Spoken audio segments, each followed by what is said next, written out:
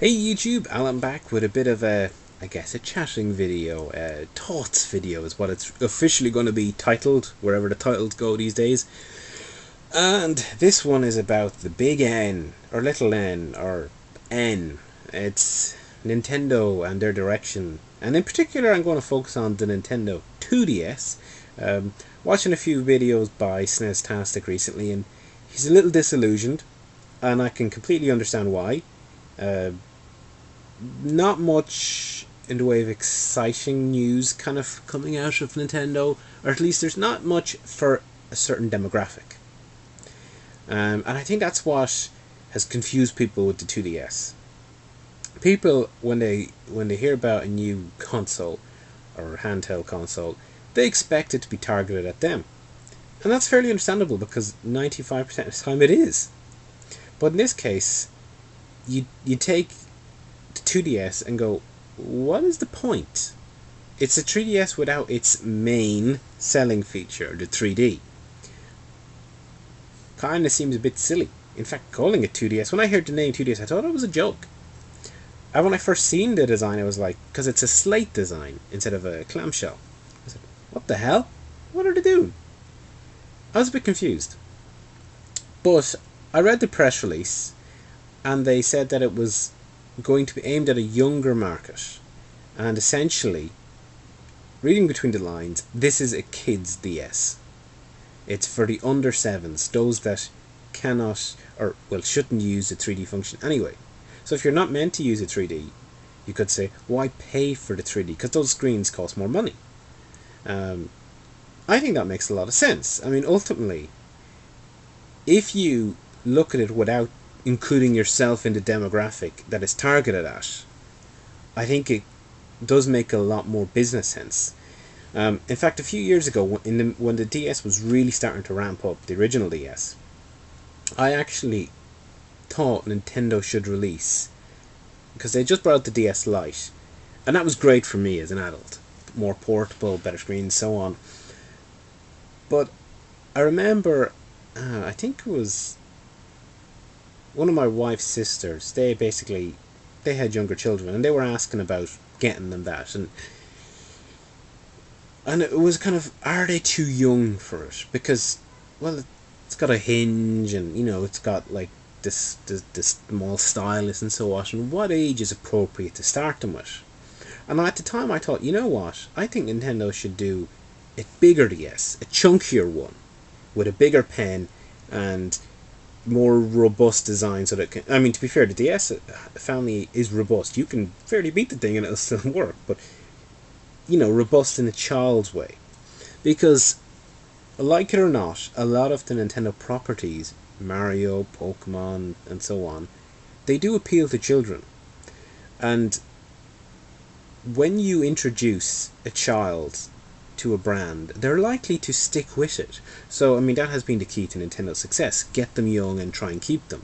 Now, there has been some failing into keeping them, such as with the Wii U, and I'll address that later. But I've always felt it makes sense to kind of try and get some early kind of entry-level DS or handheld system. Smaller price, more robust, and perhaps I would have gone a step further.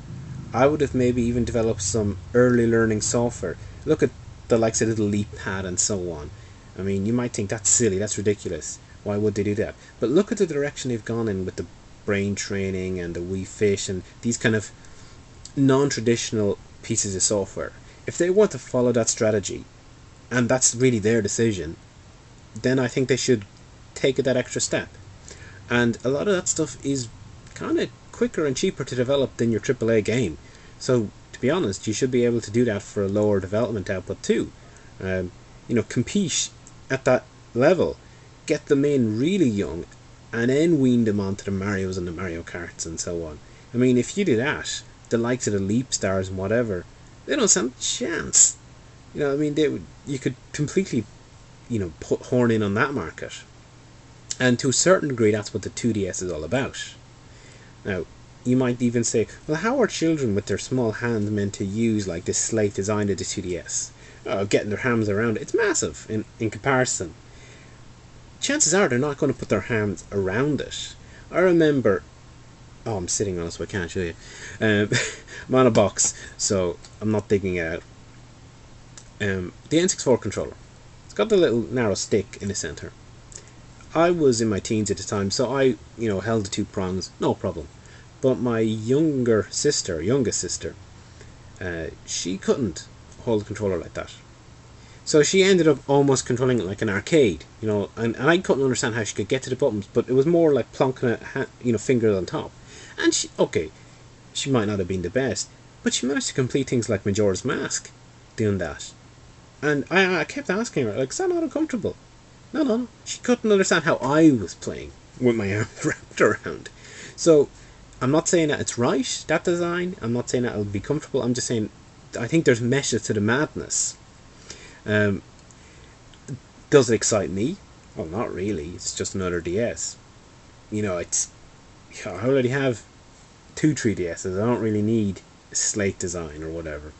Not unless they come up with a dramatic revision, and even then, it's just going to play the same games. Do I really need it? No. I'd rather see them focusing on games. And on the DS, or the 3DS front, they haven't been too bad. There has been a lot of games coming out. Now,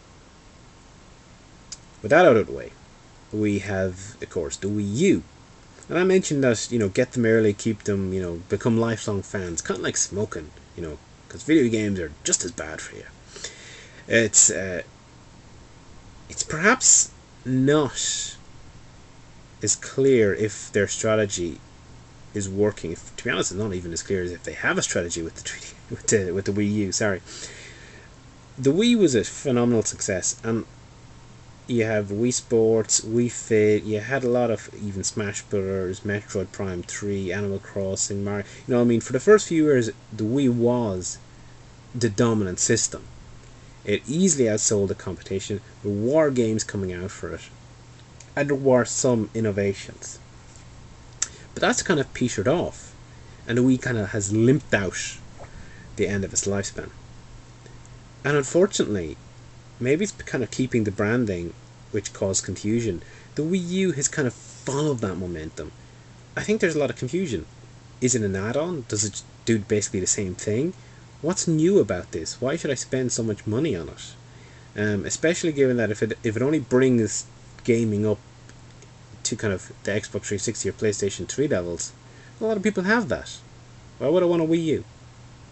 You have to really then differentiate yourself based on the software and how it uses, say, the gamepad. But a lot of what the gamepad has to offer, it's not necessarily a system selling I think as a Nintendo might like. Don't get me wrong, it's innovative, and there's plenty of interesting things that they can do with it. But I think people can live without it. And I think when it boils down to it, people would rather have snazzier graphics than the gamepad. And there's nothing wrong with that. When you look at what has been a success in terms of console upgrades, you look at like the NES and the Master System, over the Atari 2600, a distinct leap in graphical fidelity. You look at like Mode 7 on the SNES, standout. You even look at the early 3D stuff, because it went to CD, you can now do 3D games on the PlayStation and the N64. These things stood out as the definitive changes. And ultimately, they were visual. People really bought into them and even remembered them because it was a visual step up. There was controller evolution too, which improved, such as the analog stick. But people are sold on visuals, like it or not. There's no shame in that. So what? Why wouldn't you? It's a visual medium. Why wouldn't you want it to look good? It's not the be all and end all. But I think that's partly why when that the PlayStation 4 and the Xbox One, don't buy an Xbox One, are going to blow the Wii U out of the water in that respect. People are likely to wait. But a bigger problem is that the market has treated the Wii U as another Wii. So you got the same development, also ran ports of current games.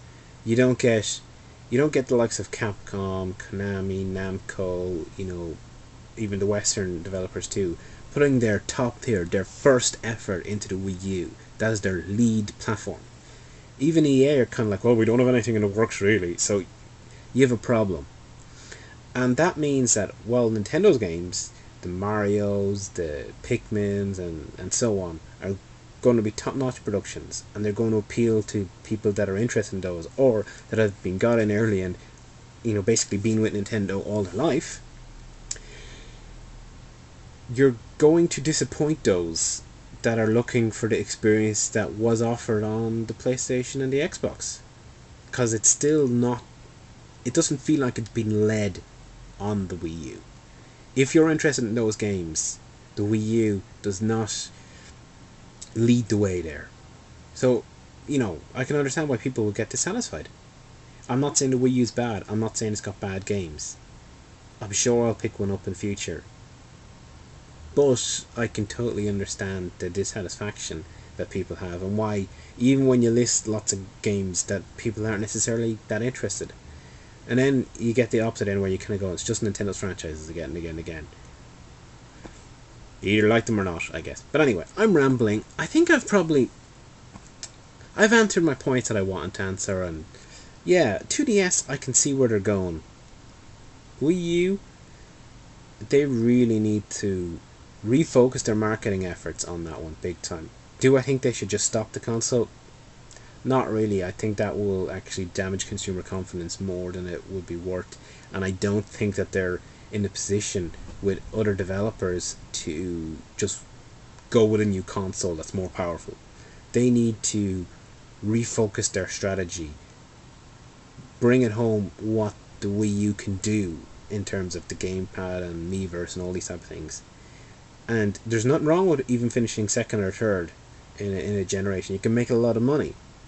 The way things are going, the Xbox 360 might finish third this generation because the PlayStation 3 is outselling it in Japan and Europe. So, is there anything wrong with that?